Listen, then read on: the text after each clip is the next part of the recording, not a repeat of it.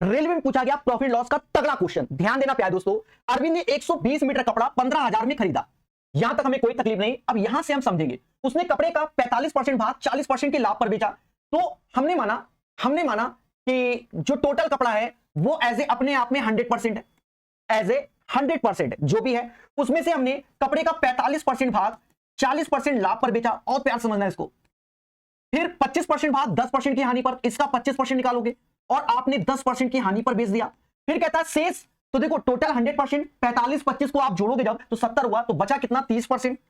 शेष हमने क्रयमूल्य पर बेचा, यानी नो प्रॉफिट नो लॉस, यानी 0%, ठीक है, यानी 0%। पूरे व्यवहार में उसका लाभ ज्ञात कीजिए। अब तगड़ा क्यों है वो समझ जाओगे। अब ध्यान देना, अगर मैं 5 से भाग दूं तो ये 9 बार में गया, ये 5 बार में गया और ये 6 बार में गया, और ये भी क्योंकि 5% से भाग दे रहा हूं तो ये 20 बार में आ गया। यानी एक तरीके से हमने 20 यूनिट लेट किया था, 20 यूनिट लेट किया था और उसी के हिसाब से ये डेटा अपना हो गया।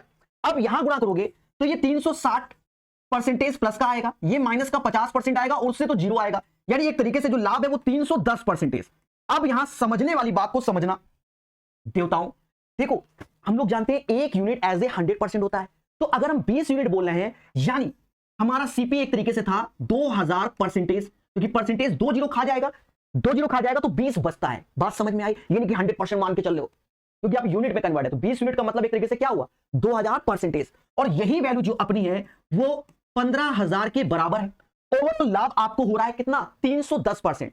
कब 2000% सीपी के अकॉर्डिंग 310% आपको क्या हो रहा है लाभ हो रहा है। तो बस कुछ नहीं करना था, 2 जीरो से मतलब 3 जीरो से ये 3 जीरो काट दीजिए और इसमें 7.5 का गुणा होगा तो 15 आ जाएगा। तो इस डेटा में भी 7.5 का गुणा कर लेंगे, दशमलव से एक जीरो खत्म हो जाएगा, 31 गुणे 75 करोगे तो 2325 आ जाएगा। बहुत सुंदर क्वेश्चन है, अच्छे से इसको सॉल्व करना।